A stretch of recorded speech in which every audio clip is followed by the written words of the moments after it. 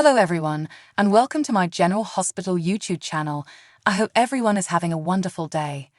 Before we begin, please hit the subscribe button and give this video a thumbs up. At Metro Court, an Asian woman knocked on Nina's office door and entered. She introduced herself as Gemma Compton, the Gazette's popular, to the Nine's columnist. Nina recognized the author right away, and she stated that she liked Gemma's point of view, even though Nina disagreed with it. Gemma said that she was working on a story about the recent changes at Crimson and was keen to hear Nina's side of things. Nina and Gemma sat down to discuss over coffee. Gemma appreciated Nina's contributions to the fashion business, as well as her role in saving Crimson from bankruptcy. Despite the flattery, Nina made it obvious that she had no intention of undermining Carly. "So, there is a bus," Gemma remarked. Nina resigned and issued a statement. "I am certain that Carly Spencer will provide a fresh new take on fashion and take the magazine in a whole new direction," Nina was quoted as saying. Gemma stated that her disappointment with Nina's response stemmed from her fury over Nina's departure. Nina added that she was proud of her time at the magazine and would cherish the memories she made there. However, she revealed that she held a different opinion off the record. "Drew Kane is no businessman when it comes to running Aurora or Crimson. He's listening more to his heart than his head," Nina went on to say. Nina then walked Gemma to the door. Gemma praised Nina for providing insight into the turbulence at Crimson, but Nina reminded her that the comments were background.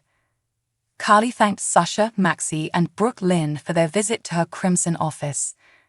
Carly added that she knew each of the ladies was close to Nina, and that the magazine's leadership transition had taken everyone by surprise.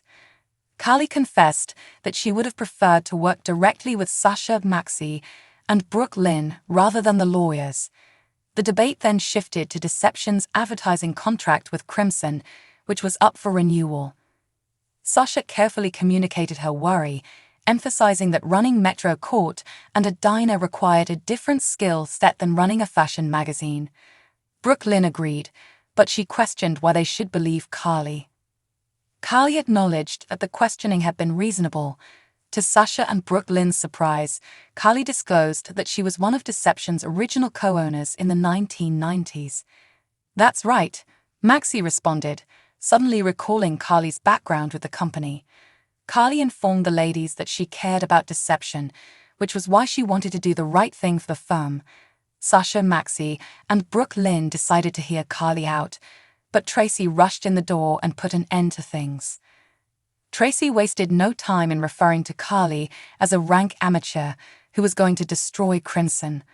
Undaunted, Carly stated that she has previously succeeded in several economic initiatives as a self-taught individual. Tracy wasn't impressed, but Brooke Lynn told her grandma that they couldn't afford to turn down Carly's offer because they were preparing to launch the men's line with Cody and needed all the assistance they could get. Tracy was concerned that renewing the contract with an inexperienced editor-in-chief would damage Deception's brand. Frustrated, Carly reminded Tracy that Nina had been a baby-stealing lunatic when she took over the magazine, and that Julie and Jerome had hired Nina knowing she would fail. "Wow. I want to object to that characterization, but that's exactly what happened," she said. Carly reminded Tracy that Julian's risk had paid off, but not in the way he had expected. Carly felt confident that the same would be true for her. "I think it's an opportunity that you can't afford to miss," Carly said to Tracy. Tracy proposed they wait a few months, but Sasha, Maxie, and Brooke Lynn emphasized that they needed to make a decision right away because work on the April issue, the year's second largest issue after the September issue, would shortly begin. Maxie, Sasha, and Brooke Lynn remained mute as Carly and Tracy began to negotiate, with Tracy requesting a lower ad charge. Carly eventually offered Tracy a 5% discount, but she preferred an exclusive when Deception released their contour palette. Tracy was startled that Carly was aware of the launch, but she agreed to Carly's conditions. Tracy was even more thrilled when Carly handed her the contract, which had been drafted up before their meeting and included all of the provisions Tracy had agreed to. "Well played," Tracy remarked.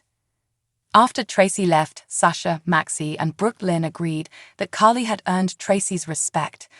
Carly used the opportunity to speak privately with Sasha because she knew Sasha was close to Nina. Sasha asked Carly not to pick sides, and she agreed. Carly also admitted that Maxie and Nina became close because of James. Maxie acknowledged to loving Nina, but she wasn't happy with what Nina had done to Carly and Drew. After the ladies of deception had left, Carly sat down and exhaled. Moments later, Gemma knocked on the door. She introduced herself to Carly and stated that she was working on a narrative. To Carly's amazement, Gemma informed her that she needed Drew to provide a statement explaining why he sacked Nina and hired a woman with no publishing experience, and his romantic partner to replace her. Lois approached Olivia at the hotel's restaurant bar to discuss matters with her. Olivia protested that she was busy, but Lois stated that it was impossible to speak with Olivia at the mansion since she had been avoiding Lois since their disagreement. "Fine," Olivia said. She led Lois to a small seated place in the restaurant's alcove and instructed her to apologize quickly because Olivia needed to return to work. Lois sat down and realized that blaming Olivia for Sunny's shooting of Dante was a terrible mistake. She apologized and promised Olivia she would take it back if she could. However, Lois stated that she had no remorse about telling Sunny about Nina because it was the proper thing to do. Furious, Olivia reminded Lois that she had told her about Ned's innocence in confidence, but Lois had ran off and told Sunny. "What was I supposed to do?" Lois asked, irritated. "Not that," Olivia shot back, frustrated. Lois stated that she and Olivia owed it to their friendship to sort out their issues, but Olivia admitted that she didn't believe it was feasible because their difficulties extended beyond Lois violating Olivia's confidence. Olivia confessed that she could not trust Lois because the friendship with Sunny always came first. Lois denied it, but Olivia claimed that Lois was always trying to earn points with Sunny, even at Olivia's expense. The two ladies argued as Lois followed Olivia to her office. Nina sat at the desk as Olivia accused Lois of turning Sunny's life into a dumpster fire. Concerned, Nina inquired as to what had happened to Sunny, but Lois warned her to stay out of it. Nina maintained that she had a right to know because Sunny was her husband, but Lois inquired about his whereabouts. "Nowhere near you for sure," Lois replied. Things rapidly became heated as Nina demanded to know what right Lois had to intervene in Nina's life and marriage. Lois was unapologetic, insisting that she would not let anybody lie to her friends, especially Upper East Side princesses. Nina assured Lois that she had every intention of telling Sunny, but Lois didn't trust her. Olivia exclaimed, "That's enough." Nina felt Olivia was standing up for her, but Olivia immediately dispelled the delusion by asserting that Nina had no right to blame Lois for her marriage's failure. Olivia accused Nina of going to the SEC because Nina planned to put Carly in jail in order to keep her away from Willow, Wiley, Amelia, and Sunny. Olivia went on to say that Nina had shown little concern for Carly's children, particularly Donna, whom Nina claimed to love. Nina contended that insider trading was prohibited, and Carly was convicted. Olivia chuckled and stated that Nina was married to Sunny. "Please, spare us all your newfound position as the Queen of Law and Order," she begged. Nina was saddened since she had assumed Olivia was one of the few individuals who liked her.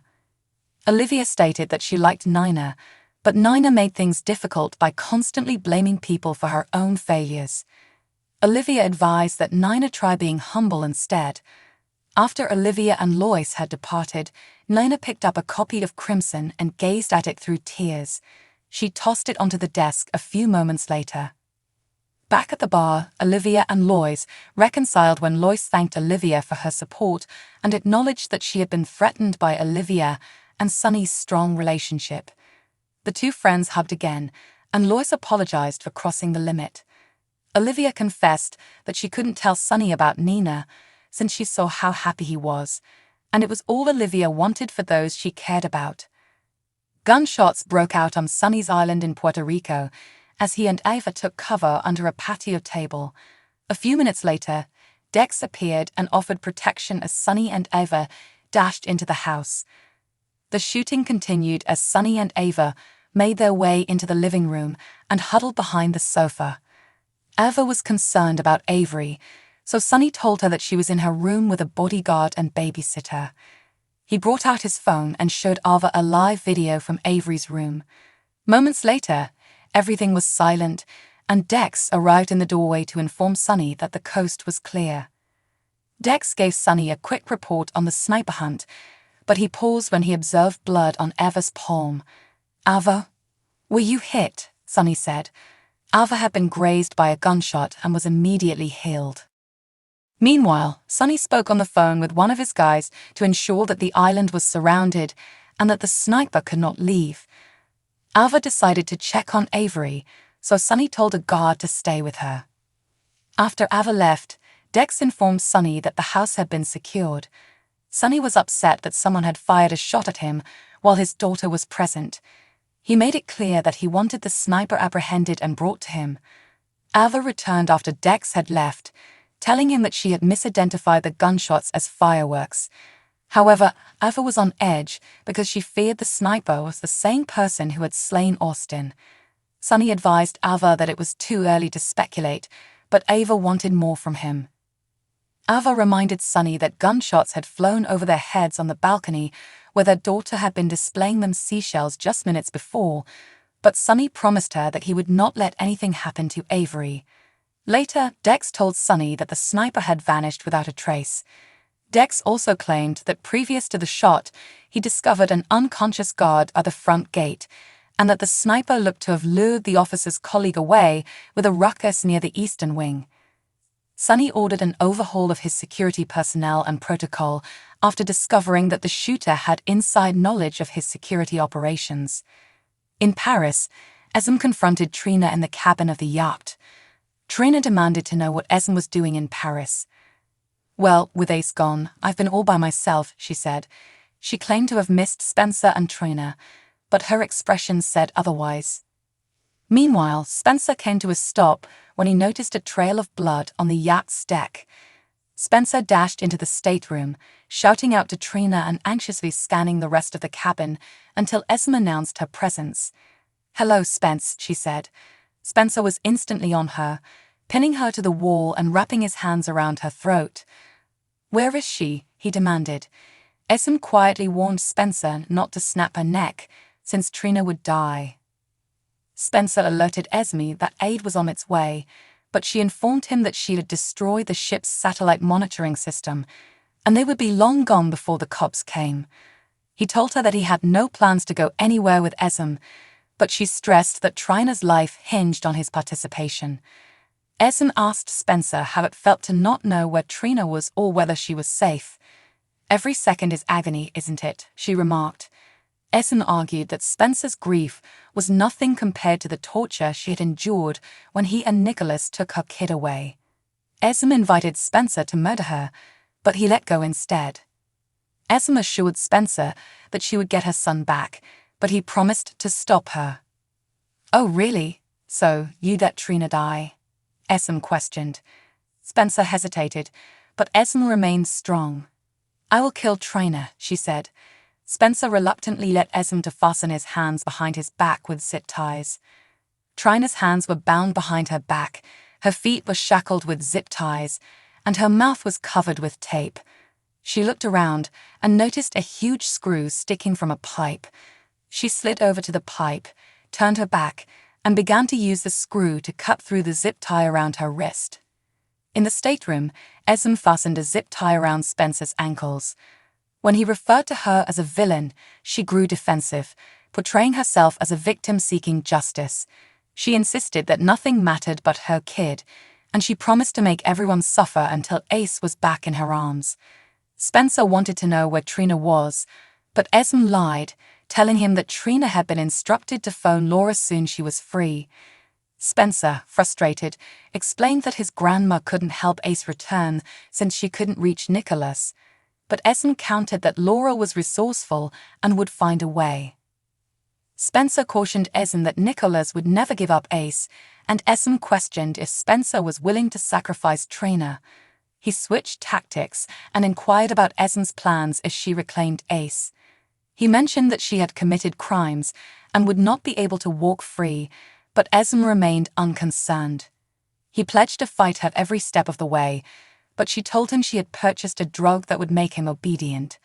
However, she admitted that taking too much of the medicine might cause him to stop breathing.